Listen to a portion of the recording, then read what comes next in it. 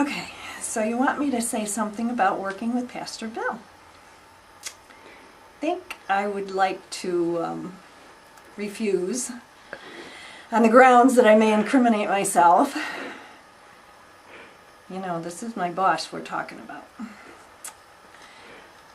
Shortly after he started working here, they called me to his office, him and the deacons, and I thought I was in really big trouble.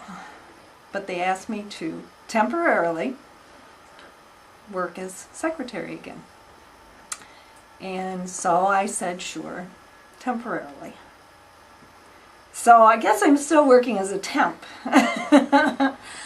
So maybe I can tell you a little bit about him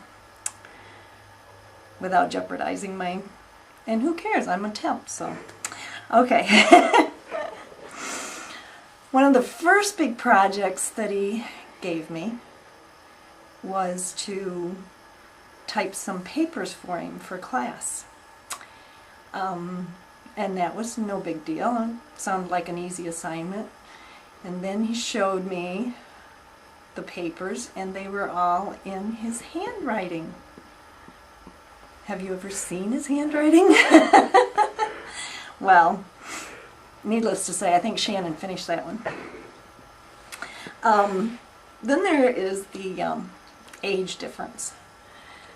It's kind of hard for a woman to work for somebody that is her children's age. And hold my tongue. Kind of like, for instance, one day he comes into my office throwing a baseball around and lost control of that baseball. And so first things out of my mouth were,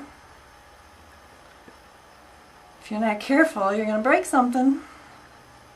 And he says, you sound just like my mother.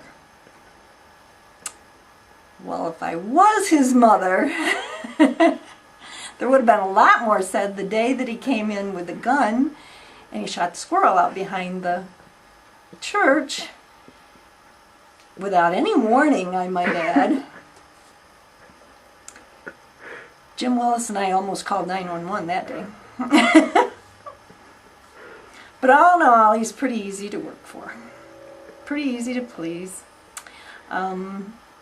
Even though he does check on me pretty regular, he comes in my office on the pretense of heating his coffee up. And he comes back and he comes back. I know, he just wants to see what I'm doing.